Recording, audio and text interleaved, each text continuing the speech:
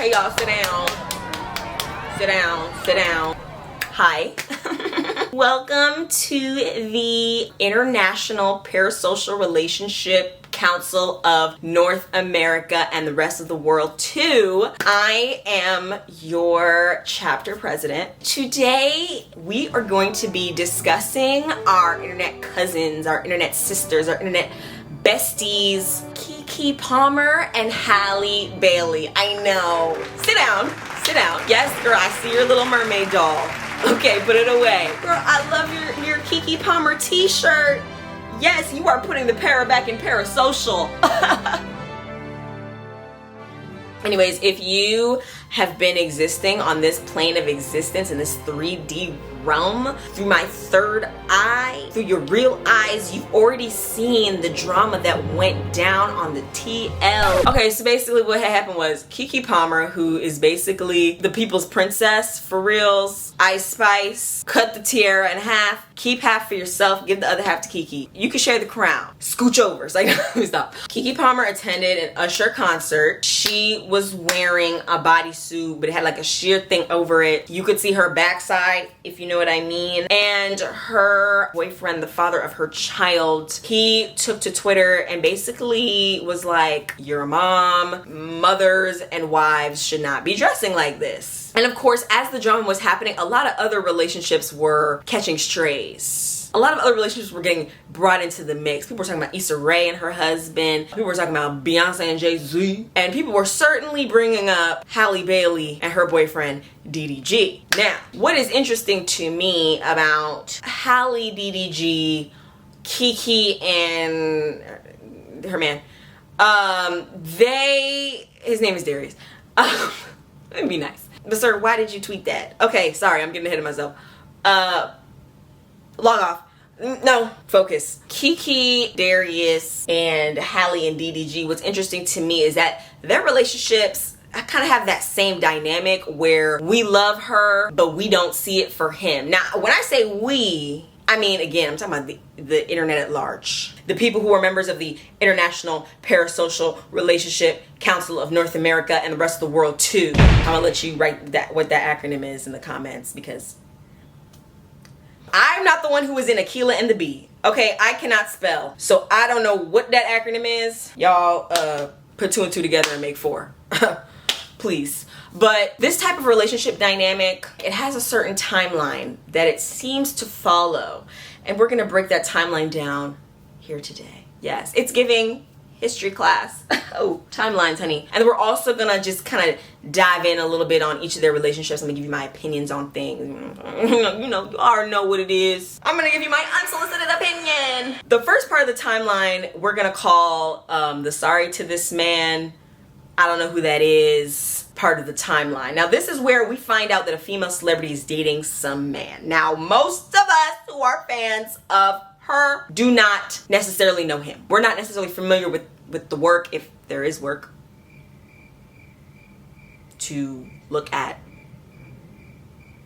Most of us are not familiar with that work. And sometimes he isn't either. Oh, okay, sorry. The woman is more famous than the man. She has a bigger platform. This is a time of peace. This is a time of serenity. This is a time of calm because we don't know enough to really judge very harshly. Now, a couple of internet investigators, a couple of sleuths, a couple of Sherlock Holmeses, emphasis on Holmes because that's where y'all be at in your house, just scrolling through people's profiles. Goddamn. Where do you have the time? A couple of you Sherlock Holmeses, this is where you start going through the tweets. This is where you start going through that man's whole social media history and you start to find some problematic stuff. And then you tweet out and you go, you know, this man is suspicious. But not too many people to pay attention because this is a time of peace. This is a time of serenity. We don't know him too much yet, so most of us are not really looking that hard. But just you wait, because the Sherlock Holmeses, you know, the work that they do at this time tends to come back up later in the timeline. Okay, next step 2 is the Keisha Cole phase. This is the Keisha Cole phase. Love, never knew what I was missing. This is where she's on the timeline. She's in interviews saying, I love him. That's my man. That was the Keisha Cole. Love, Never knew what I was missing. Phase. I can't sing. I can't sing. Shut up. This is the save it for the diary phase. That's what I'm gonna call it. This is the that's for the group chat phase. He fumbles. Usually it's through social media. This is where I start to think to myself, how many celebrity couples who got together back in the day would still be together if social media was around back then? And they could just vent online to millions of people. Food for thought. Ugh. But not good food, like nasty, undercooked, probably has salmonella food for thought. You know, unpleasant to think about, really. The next part is shame. That's the shame part. Y'all remember Game of Thrones when what's her name was walking down the street and people were throwing like trash at her? This is where, yeah, this is the shame phase. The internet gives him his lashings for whatever he did, whatever he said, whatever prank he was pulling online. No. Again, this is the International Parasocial Relationship Council of North America and the rest of the world too. So people get upset. They uncover old problematic things he said. Again, this is where the Sherlock Holmes, this is where y'all get vindication. This is where y'all go, I've been said that since day one. Y'all weren't listening. Okay, calm down. We heard you. We're hearing you now. Damn. Sit down. Essays, think pieces, sorrows, prayers. Sorrows, prayers. It's crazy.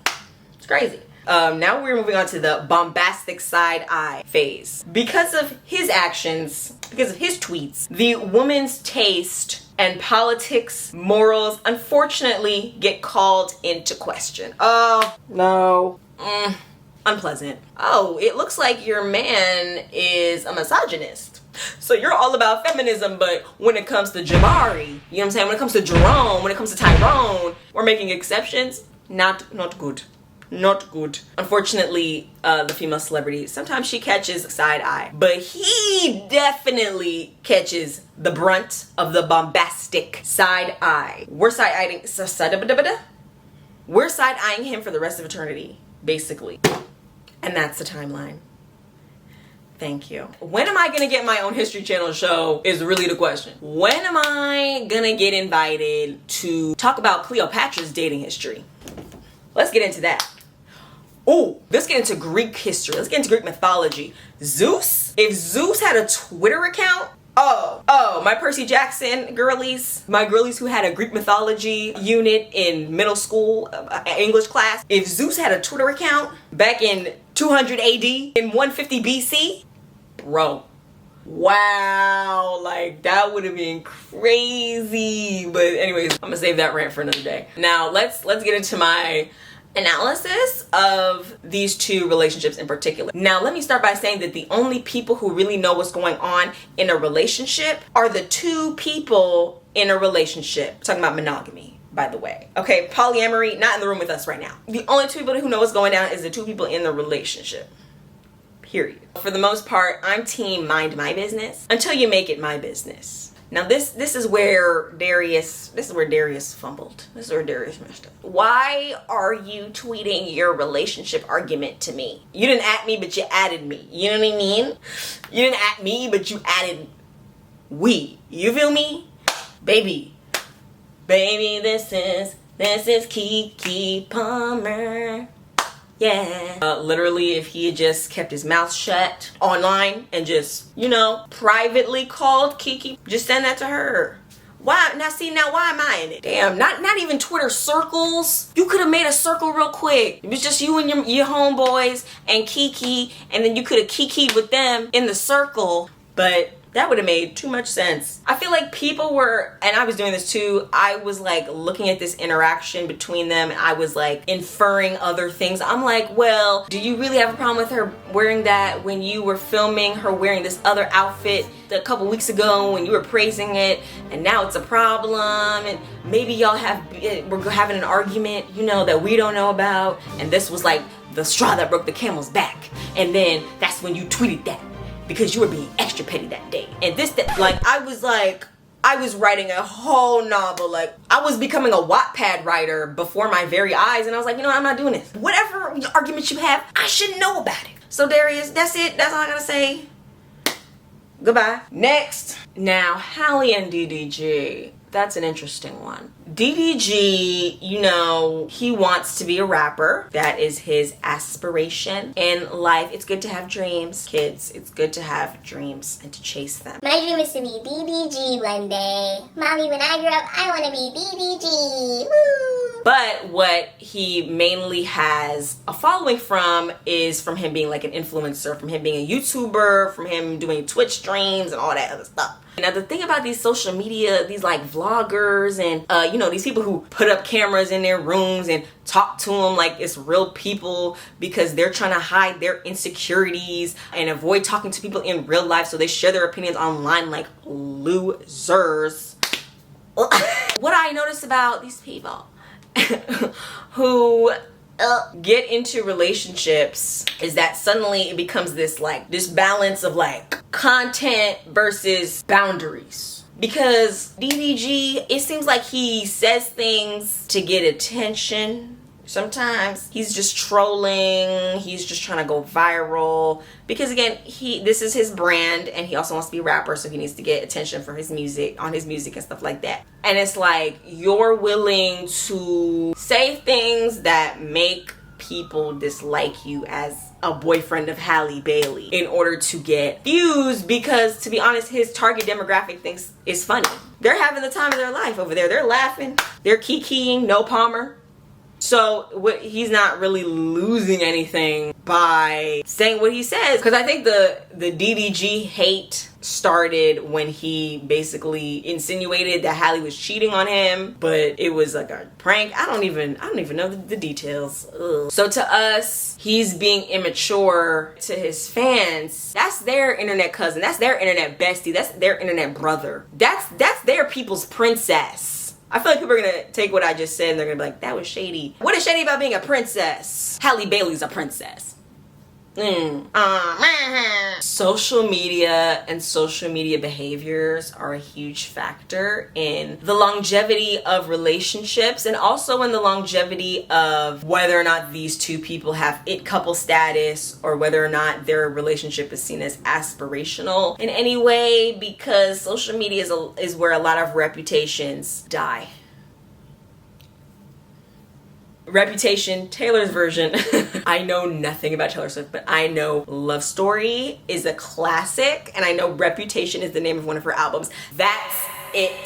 Swifties, disperse. Please, before I get my Swiftie spray. Where's my... Relax. Oh no, some of y'all are aggressive. I'm like a little scared of y'all, for real. So I filmed my video, I edited my video, I scheduled the video to go up July 16th, 2023. It is July 15th today. I go on Twitter and turns out DDG dropped some new music. Okay, I don't care. But then I saw the lyrics. I've been so insecure that I be thinking you really be messing with guys you in movies with. But on the internet, I just be cooling it. But in my head, I'm really losing it. Gotta be paying good because you keep doing it. I might just tweet something just to ruin it. I got a platform, I'm abusing it. I mean, he basically just proved my point, which is that he's immature. He literally said, I want, or I have had the desire to sabotage my girlfriend's career because she's doing her job. I don't like how that makes me feel, and I want to say something on my platforms, my social media platforms, to mess it up. I could totally see his fans defending him by going, well, he's a music artist. This is what music artists are supposed to do. They're supposed to share how they're feeling. They're supposed to be honest, even if it looks ugly. And to that I say, you're right. But that doesn't mean I have to like it. That doesn't mean I have to like what they say in their songs. There are people who do not like Jay-Z. Remember when Beyonce was like, yeah, my man cheated on me in Lemonade? And then Jay-Z had his album 444 and it was like a whole, it was a whole thing. There are people who, they're not messing with Jay-Z since then, sweetie.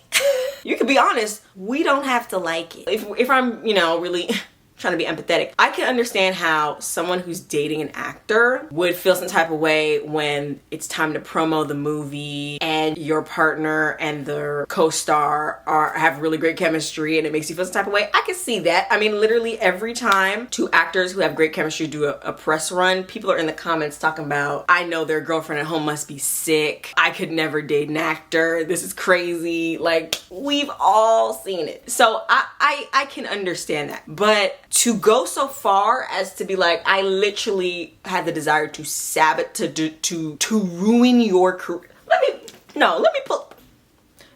pull up the lyric. I might just tweet something just to ruin it. I got a platform, I'm abusing it. Wow, that's crazy. Again, understanding you may be a little feeling jealous and insecure about, you know, the chemistry she had with Jonah, the actor who played Prince Eric in The Little Mermaid. Fine. I saw the chemistry too. I did. I watched the movie. I had a good time. I watched the interviews. I was giggling and kicking my feet and everything. I understand. You know, that's something that you need to work on internally. You need to work on being secure in your relationship and yourself. But then to come and say, I wanted to ruin it. And that's where you lost me. That's where the empathy hat just, boop. He's a content creator. He knows what is going to go viral and what's not. He knows this song is going to make its rounds. He knows it's going to be a hot topic. Before he released it, he knew that. At least we could say, like, when Beyonce and Jay-Z lifted the curtain a little bit on their marriage, at least we could say, well, Beyonce didn't need to do that and Jay-Z did not need to do that. They're already legends. We were already going to listen to the music, even if they hadn't said all that. Their fans were going to tune in. DDG, you are... Be nice. You are new to the rap game. Anything you say that exposes your relationship with Halle, it's not the same thing as when Jay-Z does it or Beyonce does it about their own relationship. When you say stuff like that, it just comes off as like you needing attention. You wanting attention for your music. You're a content creator. You know what's gonna go viral. You know what's gonna get people to pay attention to you and get people to click on that music video or whatever. And saying things like that I would sabotage my girlfriend's career because I'm insecure. Oh. It's just not a good look. Anyways, it's July 15th as I record this. July 16th is when the video is supposed to go up. So I'm gonna go ahead and add this clip in, re-upload the video, and schedule it again. Goodbye. Anyways, thank you for watching today's video.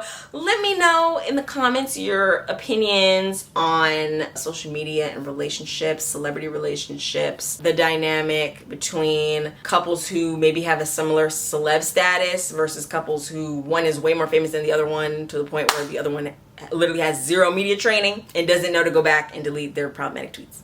I'm done.